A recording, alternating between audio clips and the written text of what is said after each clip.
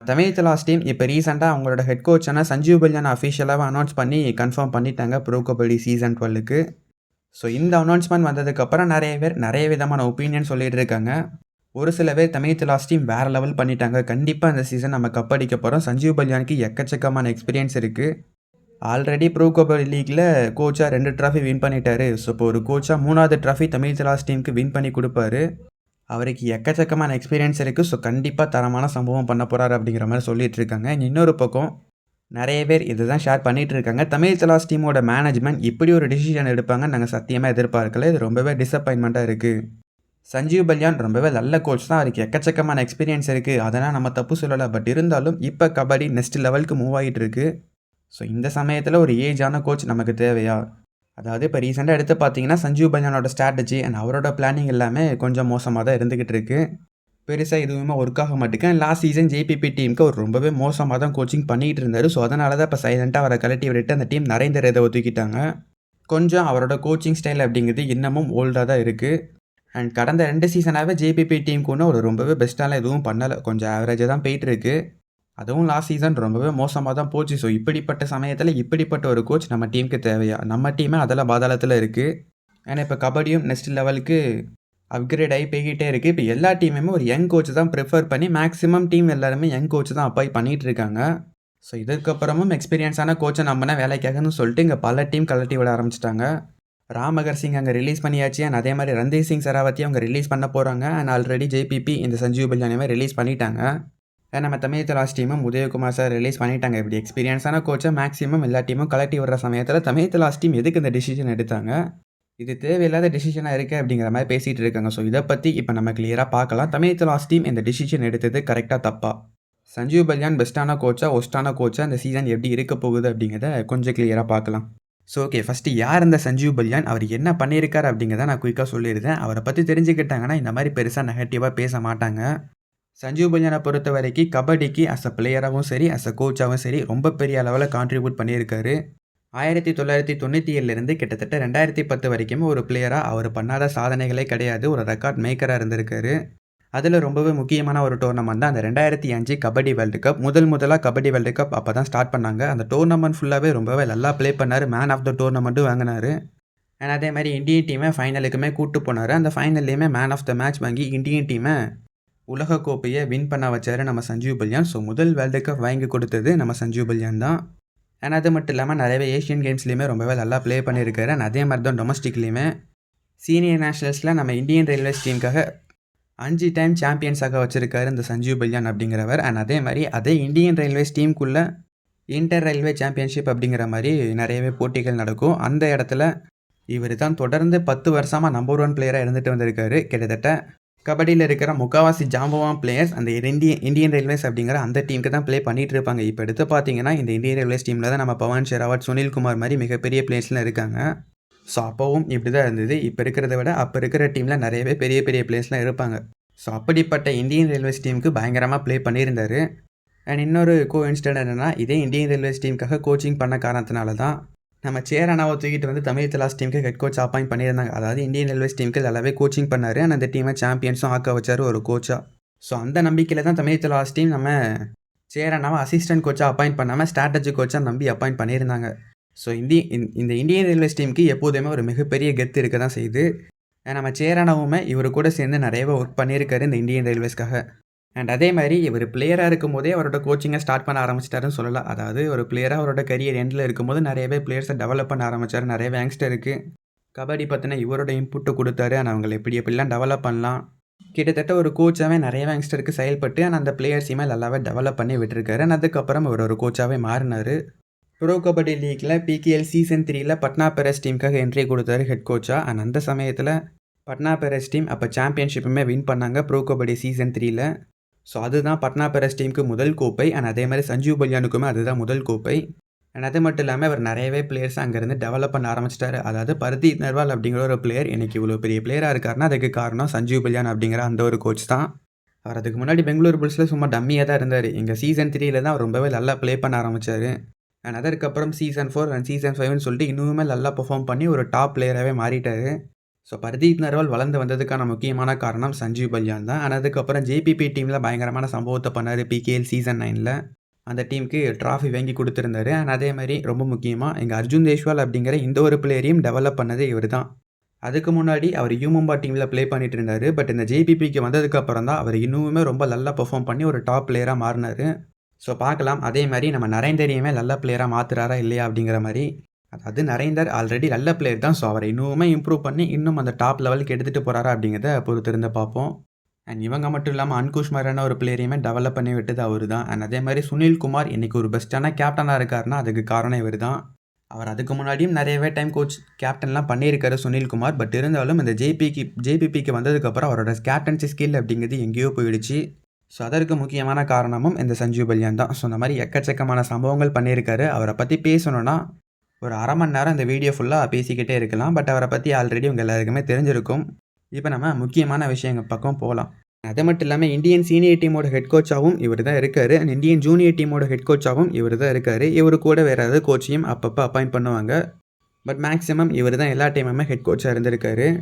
And selection கமிட்டிலையுமே ரொம்ப முக்கியமான பங்காற்றிட்டு இருக்காரு. அதாவது எந்த டோர்னமெண்ட் எங்கே எப்போ நடந்தாலுமே சரி எல்லா டைமும் இந்தியன் டீமோட ஸ்குவாடை செலக்ட் பண்ண வேண்டிய பொறுப்பு இவர்கிட்ட தான் வரும். சீனியர் பிளேயர்ஸுக்காக இருக்கட்டும் சரி அண்ட் ஜூனியர் பிளேயர்ஸுக்காக இருக்கட்டும் சரி. ஸோ ஸ்குவாட் செலெக்ஷன் அப்படிங்கிறது இவர் தான் பண்ணுவார். கிட்டத்தட்ட ஒரு 45 பிளேயர் கொண்ட ஒரு ஸ்குவாடை அனுப்பி வைப்பாங்க ஒரு கேம்புக்கு. அந்த கேம்பில் இவர் தான் ஹெட் கோச்சாக இருப்பார். ஸோ அந்த கேம்பில் ஒவ்வொரு பிளேயரும் எப்படி ப்ளே பண்ணுறாங்க, யாரை எடுக்கலாம், யாரை வெளியே அனுப்பலாம், அண்ட் எந்த பிளேயரை எந்த மாதிரி இம்ப்ரூவ் பண்ணலாம், அவங்களோட ஸ்கில்லை எப்படி டெவலப் பண்ணலாம், இந்த மாதிரி நிறைய விஷயங்களை இவர் தான் பண்ணுறாரு. அண்ட் அந்த 45 பேர் கொண்ட ஸ்குவாடை சுருக்கி 15 பிளேயர்லேருந்து 20 பிளேயரை மாற்றுவார். ஸோ அந்த ஸ்குவாட் செலெக்ஷன் அப்படிங்கிறது அப்பத்துலேருந்து இவர் பயங்கரமாக பண்ணிகிட்டு இருக்காரு. அண்ட் அந்த ஸ்குவாடை செலக்ட் பண்ணதை மட்டும் கிடையாது, அதுக்கப்புறம் இந்தியன் டீமோட ஹெட் கோச்சாகவும் இவர் தான் நிறையவே டைம் கண்டினியூவும் பண்ணிகிட்டு இருந்திருக்காரு. ஸோ இப்போ நம்ம தமிழ் தலாஸ் டீம் இவர் எடுத்திருக்காங்கன்னா அதுக்கு ரொம்ப முக்கியமான காரணம் அந்த ஸ்குவாட் செலெக்ஷன் தான். ஸோ இதை இவர் பயங்கரமாக பண்ணுவார். இவர்கிட்ட இருக்கக்கூடிய ரொம்ப மிகப்பெரிய அட்வான்டேஜே இது தான். ஏன்னா இவருக்கு ஜூனியர் பிளேயர்ஸை பற்றி ரொம்பவே நல்லா தெரியும். நான் அங்கேயுமே ஸ்குவாட் செலெக்ஷன் பண்ணியிருக்காரு. அண்ட் சீனியர் பிளேயர்ஸை பற்றியுமே இவருக்கு ரொம்பவே நல்லா தெரியும். அண்ட் அதே மாதிரி ஸ்குவாட் செலெக்ஷனை நான் முன்னாடியே சொன்ன மாதிரி அந்த 45 பிளேயர்ஸை மட்டும் செலக்ட் பண்ணுறது கிடையாது. அதையுமே ஒரு ஷார்ட் லிஸ்ட் பண்ணுறதுக்கு முன்னுக்கூட்டி இருக்கிற எல்லா பிளேயர்ஸையுமே அனலைசிஸ் பண்ண வேண்டிய பொறுப்பும் இவர்கிட்ட தான் இருந்திருக்கும். ஸோ செலெக்ஷன் கமிட்டியில் இவருக்கு எக்கச்சக்கமான எக்ஸ்பீரியன்ஸ் இருக்குது. ஸோ இதனால் நல்ல ஒரு ஸ்குவாடை பக்காவே பில்ட் பண்ணுவார். அண்ட் இப்போ தமிழ் தலாஸ் டீமும் இருக்கிற டீம் எல்லாத்தையும் ஒட்டு மொத்தமாக கலைச்சிட்டு ஒரு புதிய டீமை தான் பில்ட் பண்ண போகிறாங்க. அண்ட் தலைவர் கொஞ்சம் காமன் கூலாக இருக்கக்கூடியவர் தான். ரொம்பலாம் கத்த மாட்டார். என்ன நடந்தாலும் சரி தலைவன் மூஞ்சிலேருந்து ஒரு ரியாக்ஷன் கூட வராது. அப்படியே ஒரு சில மாதிரியாக உட்காந்துருப்பார். ஸோ ஓகே, இப்போ நம்ம முக்கியமான விஷயத்துக்கு வரலாம். இதெல்லாம் கரெக்டாக பண்ணிட்டாரு. இப்போ நம்ம டீமுக்காக என்ன பண்ண போகிறாரு இவர்? ஏன்னா ஆல்ரெடி ஜெய்ப்பூர் பிங்க் பேந்தர்ஸ் டீமுக்கு லாஸ்ட்டு 2 சீசனாக இவர் பெருசாக எதுவும் பண்ணலை. அந்த டீம் நல்லா விளையாண்டு பிளே ஆஃப்லாம் போயிட்டாங்க. பட் இருந்தாலும் இவரோட கோச்சிங் ஸ்டைல் அப்படிங்கிறது உண்மையாகவே மோசமாக தான் இருந்துச்சு அப்படிங்கிறது நம்ம ஒத்துக்க வேண்டிய இன்னொரு உண்மை. இன்னமும் இந்த டீமை அவரால் பெஸ்ட்டாக பெர்ஃபார்ம் பண்ண வச்சிருக்க முடியும். அண்ட் இவ்வளவு நேரம் கிட்டத்தட்ட ஒரு 2 நிமிஷம் அவரோட ஸ்குவாட் செலெக்ஷனை பற்றியே நான் பெருசாக பேசிகிட்டு இருந்திருப்பேன். தமிழ் தலாஸ் டீம் இப்போ எடுத்திருக்காங்கன்னா அதுக்கு முக்கியமான காரணம் இவர் செலக்டராக ரொம்ப நல்லா பண்ணியிருக்காரு. இந்தியன் டீமோட செலக்டராக வேறு இருந்திருக்காரு. ஸோ தமிழ் தலாஸ் டீம் கலைச்சி போட்டு இப்போ புது டீமாக எடுக்க போகிறாங்க. ஸோ செலெக்ஷன் பக்காவாக இருக்கும் அப்படிங்கிற மாதிரி தான் நீங்களும் நம்பிட்டு இருப்பீங்க. பட் போன சீசன் பிகேஎல் சீசன் 11ஓட ஜிபிபி டீம் எடுத்து பார்த்தீங்கன்னா ரொம்பவே மோசமாக தான் இருந்திருக்கு. அதாவது நம்ம அஜித் குமாரை வெளியே ரிலீஸ் பண்ணிட்டாரு. அண்ட் அதே மாதிரி நம்ம பவானி ராஜ்புட்டையுமே ரிலீஸ் பண்ணிட்டாரு. இதில் அஜித் குமார் ரொம்பவே நல்லா ப்ளே பண்ண ஒரு பிளேயர். அண்ட் அதே மாதிரி பவானி ராஜ்புட்டுமே கிடைச்ச சான்ஸை நல்லாவே யூஸ் பண்ணிக்கிட்டாரு. அவருக்கு கொடுத்த வாய்ப்பில் உண்மையாகவே நல்லாவே ப்ளே பண்ணியிருந்தார். பட் அப்படி இருந்தும் அந்த 2 பிளேயர்ஸையுமே அவர் ரிலீஸ் பண்ணார்.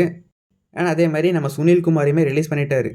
ஸோ இந்த மாதிரி 3 நல்ல பிளேயர்ஸை ரிலீஸ் பண்ணார். ஆப்ஷனில் வேறு எதுவும் பெஸ்ட்டான பிளேயர்ஸை எடுப்பார் அப்படிங்கிற மாதிரி தான் நம்ம நம்பிக்கிட்டு இருந்தோம். பட் ஆப்ஷனில் எடுத்த பிளேயர்ஸ் யாரெல்லாம் தெரியுமா?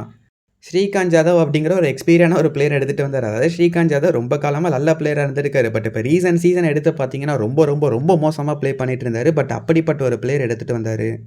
அண்ட் அதே மாதிரி விகாஷ் கண்டாலாவையுமே தூக்கிட்டு வந்தார். விகாஷ் கண்டாலாவுமே ஒரு காலத்தில் ரொம்ப சூப்பரான ஒரு பிளேயராக இருந்தார். பட் தலைவர் 2 வருஷம் பெங்களூரு புல்ஸ் டீமில் இருந்து ரொம்பவே மோசமாக தான் ப்ளே பண்ணிட்டு இருந்தார். ஸோ அப்படிப்பட்ட விகாஷ் கண்டாலாவையும் இந்த டீமுக்குள்ளே தூக்கிட்டு வந்தார். அண்ட் அதே மாதிரி தான் நம்ம சுர்ஜித் சிங்கையுமே இந்த டீமுக்குள்ளே எடுத்துகிட்டு வந்தார். அதாவது சுனில் குமாரை வெளியே ரிலீஸ் பண்ணிவிட்டு அந்த பொசிஷனுக்கு சுர்ஜித் சிங் எடுத்துகிட்டு வந்தார். ஸோ இந்த மாதிரி இவரோட செலெக்ஷன் எப்படி இருக்குது அப்படிங்கிறத நீங்களே யோசித்து பார்த்துக்கோங்க. ரொம்ப சூப்பரான ஒரு 3 பிளேயர்ஸை ரிலீஸ் பண்ணிவிட்டு ரொம்ப முக்கியமான ஒரு 3 பிளேயரை உள்ளே எடுத்துகிட்டு வந்தார். அண்ட் அந்த பிகேஎல் சீசன் 11 இந்த ஜேபிபி டீமுக்கு நாசமாக போச்சுன்னா அதுக்கு காரணம் இந்த ஸ்குவாட் செலெக்ஷன் தான். ஆப்ஷன்லேயே கொஞ்சம் பெட்டராக பண்ணியிருந்தாங்கன்னா கண்டிப்பாக நல்லா பண்ணியிருப்பாங்க. ஒட்டுமொத்த பிரச்சனையும் தூக்கி கொண்டு அர்ஜுன் தேஷ்வால் அப்படிங்கிற அந்த ஒரு பிளேயர் மட்டும் அந்த ஒரு பிளேயர் தலையில கொண்டு கட்டிட்டாங்க. அர்ஜுன் தேஷ்வால பிடிச்சா அந்த டீம் முடிஞ்சுட்டு அப்படிங்கிற மாரி எல்லா டீமுமே ஸ்ட்ராட்டஜி போட்டு பக்காவா வந்துட்டாங்க. அர்ஜுன் தேஷ்வால் அப்படிங்கிற அந்த ஒரு பிளேயர மட்டும் தான் நம்பி இருந்தாங்க அந்த ஜேபிபி. ஏன்னா அதே மாரி அந்த டீம்ல இருக்கிற ஒட்டுமொத்த பிரஷரையும் தூக்கி கொண்டு அர்ஜுன் தேஷ்வால் தலையில கட்டுனதே அந்த சஞ்சீவ் பல்யான் தான். அவர் நினைச்சிருந்தாருன்னா ஆப்ஷன்ல இன்னமும் பெட்டரான பிளேயர்ஸ் எடுத்திருக்கலாம். அதே மாரி அந்த டீம்லயும் ஓரளவுக்கு டீசென்ட்டான பிளேயர்ஸ்லாம் இருந்தாங்க. அபிஜித் மாலிக் அண்ட் நீரஜ் நர்வால் மாரியான பிளேயர்ஸ்லாம் அப்பப்ப நல்லாவே சப்போர்ட் பண்ணாங்க. பட் அவங்களையாவது ஒழுங்கா யூஸ் பண்ணாரான்னா அதுவும் கிடையாது. அவங்கள பாதி மேட்ச் உள்ள இறக்குவாரு, பாதி மேட்ச் பெஞ்சில உட்கார வைப்பாரு. இதே மாரி தொடர்ந்து உள்ள இறக்குறதும், வெளிய எடுக்கிறதுமா தான் இருந்துகிட்டு இருந்தாரு. எக்கச்சக்கமான பிளேயர்ஸ வேணும்னே மேட்ச்ல இறக்கி அவங்களுக்கு ஒழுங்கா வாய்ப்பு கொடுக்காம அந்த பிளேயர்ஸோட கான்ஃபிடென்ட்டையுமே பிரேக் பண்ணிட்டு இருந்தாரு. அதாவது ஒரு பிளேயருக்கு நீங்க வாய்ப்பு குடுத்தீங்கன்னா, அட்லீஸ்ட் அந்த ஒரு மேட்ச் ஃபுல்லாவது நீங்க ஒழுங்கா வாய்ப்பு குடுக்கணும். பட் இவரு என்ன பண்ணுவாருன்னா, ஒரு ரெய்டு அனுப்புவாரு. அவுட் ஆயிட்டாருன்னா, "அவ்வளோதான்ப்பா நீ மோசமா விளையாடுற. உனக்கு ரெய்டே பண்ண தெரியல." அப்படிங்கிற மாரி தூக்கி பெஞ்சில உட்கார வைக்கிற கேஸா தான் இவரு இருந்துட்டு இருந்தாரு. இந்த பிரச்சனை லாஸ்ட் 2 சீசனாவே தமிழ் தலாஸ் டீமுக்கு பெரிய பிரச்சனையாவே இருந்தது. அண்ட் இத பார்த்து தான் தமிழ் தலாஸ் டீமோட ஃபேன்ஸ் பெரிய வயித்தெரிச்சல்ல இருந்தாங்க. பிகேஎல் சீசன் 10லயும் இதுதான் பண்ணாங்க. ஒரு பிளேயர் இறக்குவாங்க. ஒரு ரெய்டு அவுட் ஆயிட்டாருன்னா, "அவ்வளோதான் உனக்கு விளையாட தெரியலன்னு" சொல்லி பெஞ்சில உட்கார வச்சுருவாங்க. அல்லூர் சதீஷ் இப்படி தான் பண்ணாங்க. அண்ட் மாசானமுத்துக்குலாம் 2 எம்ப்டி ரைட் போட்டாருன்னு சொல்லி அவர தூக்கி பெஞ்சில உட்கார வச்சுட்டாங்க. ஸோ இந்த மாரி பல பிளேயர்ஸ அவங்க வேஸ்ட் பண்ணிட்டு இருந்தாங்க. ஸோ அதே மாரி தான் இங்க ஜேபிபிலயும் இவங்க பண்ணிட்டு இருந்தாங்க. ஆல்ரெடி நம்ம டீமோட ஃபேன்ஸ் 2 சீசனா இத பார்த்து தான் வயித்தெரிச்சல்ல வயிறு எரிஞ்சு போயிருப்போம்.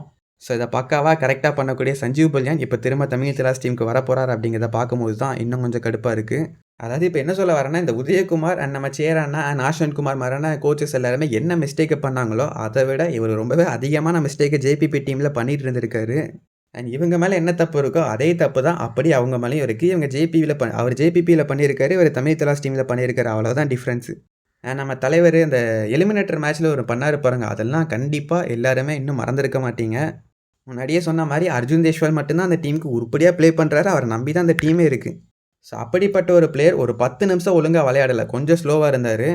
அவ்வளவுதான்ப்பா இவர் சரிப்பட்டு வர மாட்டாருன்னு சொல்லி தூக்கி பெஞ்சில உட்கார வச்சுட்டாரு. எலிமினேட்டர் மேட்ச்ல போய் இந்த ஒரு டிசிஷன் எடுத்தாரு பாருங்க. அதெல்லாம் பார்க்கும்போது, போயா யோய் அப்படிங்கிற மாரி வயித்தெரிச்சல்ல இருந்தோம். பட் இப்ப நம்ம டீம்லயே அவர தூக்கிட்டு வந்து உட்கார வச்சுட்டாங்க. கண்டிப்பா அந்த எலிமினேட்டர் மேட்ச்ல அப்படிப்பட்ட ஒரு டிசிஷன் எடுத்தது ரொம்ப ரொம்ப ரொம்ப பெரிய தப்பு. அவருக்கு சின்ன இன்ஜூரி இருந்தது. பட் இருந்தாலும் அவரால ப்ளே பண்ண முடியும். அவர் அங்கருந்து முழிச்சுக்கிட்டு இருக்காரு. நம்மள வெளிய உட்கார வச்சுட்டாங்களே அப்படிங்கிற மாரி. மேபி அவர் உள்ள இருந்திருந்தாருன்னா, அட்லீஸ்ட் அந்த லாஸ்ட் 10 மினிட்ஸ்லயாவது திரும்ப அவர் ஃபார்ம்க்கு வந்து நல்லா ப்ளே பண்ணியிருப்பாரு. பட் 10 நிமிஷத்துல நீ சரிப்பட்டு வர மாட்ட பெஞ்சில உட்கார வச்சுட்டாரு. அர்ஜுன் தேஷ்வாலுக்கே இந்த நிலைமைன்னா, அப்ப அந்த டீம்ல இருக்கக்கூடிய யங்ஸ்டருக்கு என்ன நிலைமை இருந்திருக்கும்? ஸோ இப்படி இவரோட கோச்சிங் எடுத்து பார்த்தோம்னா, லாஸ்ட் 2 சீசன்ல இந்த மாரி எக்கச்சக்கமான பிரச்சனைகள் இவர் மேல இருந்துகிட்டு இருந்திருக்கு. பட் அதையும் தாண்டி ஜேபிபி டீம் அப்பப்ப பிளே ஆஃப் வந்தாங்கன்னா, அதுக்கு முக்கியமான காரணம் அர்ஜுன் தேஷ்வால் அண்ட் அன்குஷ் ரத்தி அப்படிங்கிற இந்த 2 பிளேயர்ஸ் தான். ஏன்னா ரைடிங் அண்ட் டிஃபெண்டிங் இந்த 2த்துலயுமே இந்த 2 பிளேயர் தன்னந்தனி தூணா நின்னு நல்லா பெர்ஃபார்ம் பண்ணாங்க. அண்ட் கான்ட்ரிபியூட் பண்றதுக்கு அப்பப்ப நிறையவே நல்ல பிளேயர்ஸும் அந்த டீமுக்குள்ள இருந்தாங்க. ஸோ இதனால தான் லாஸ்ட் 2 சீசன் ஓரளவுக்கு அந்த டீம் நல்லா பெர்ஃபார்ம் பண்ணிட்டு இருக்காங்க. பட் அதே சமயம் சஞ்சீவ் பல்யான் ரொம்ப மோசமான கோச்சான்னு கேட்டிங்கன்னா, அப்படி நம்ம சொல்லிட முடியாது. ஏன்னா 2 கப் வின் பண்ணி குடுத்துருக்காரு. நான் என்ன சொல்ல வரேன்னா, அவர் அப்ப குடுத்த பெர்ஃபார்மன்ஸுக்கும், இப்ப இவரு குடுக்குற பெர்ஃபார்மன்ஸுக்கும் டிஃபரன்ஸ் இருக்கு. அதாவது எல்லாருமே எல்லா டைமும் பெஸ்ட்டா இருந்துற முடியாது. ஸோ எல்லாத்துக்கும் எப்படியாவது, எதுலயாவது ஏதோ ஒரு முடிவு இருந்து தான் ஆகணும். ஸோ அதே மாரி சஞ்சீவ் பல்யானோட முடிவ நோக்கி தான் அவரு போயிட்டுருக்காரு. அந்த சமயத்துல தூக்கிட்டு வந்து டீமுக்குள்ள எடுத்துட்டு வந்து வச்சிருக்காங்க தமிழ் தலாஸ் டீம். அண்ட் முன்னாடியே சொன்ன மாரி சஞ்சீவ் பல்யான் மட்டும் கிடையாது. இந்த மாரி எக்ஸ்பீரியன்ஸா இருக்கிற எல்லா கோச்சுமே மேக்ஸிமம் இங்க சொதப்பிட்டு தான் இருக்காங்க. அதுக்கு முக்கியமான எக்ஸாம்பிள் ராம் மகர் சிங்க சொல்லலாம். அண்ட் ரன்தீப் சிங் சராவத்த சொல்லலாம். இந்த மாரி இந்த 2 கோச்சஸுமே ரொம்ப மோசமா தான் பண்ணிட்டு இருக்காங்க. அண்ட் உதயகுமார் சாரும் இதே கேஸ்ல தான் வருவாரு. இவங்களோட ஸ்ட்ராட்டஜிஸ் அண்ட் இவங்களோட பிளானிங் எதுவுமே சரியில்ல. அண்ட் இதனால தான் குஜராத் லாஸ்ட் பொசிஷன்ல கிடந்தாங்க. அண்ட் பெங்களூரு புல்ஸ் டீமும் அந்த லாஸ்ட் பொசிஷன்ல கிடந்தாங்க. Tamil Thalaivas and Jaipur pink panthers இந்த 2 டீமுமே கொஞ்சம் பெட்டரான ஸ்குவாட வச்ச காரணத்தினால கொஞ்சம் டீசென்ட்டா முடிச்சாங்க. ஜேபிபி கம்பேரிட்டிவ்லி நல்லா தான் பண்ணியிருக்காங்க. பட் அவங்க கிட்ட கம்பேரிட்டிவ்லி பெட்டரான டீமும் இருந்தது.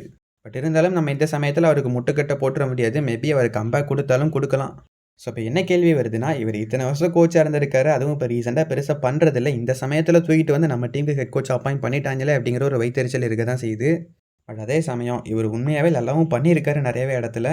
அதுல எந்த மாற்று கருத்தும் கிடையாது. பயங்கரமான சம்பவங்கள்லாம் பண்ணியிருக்காரு.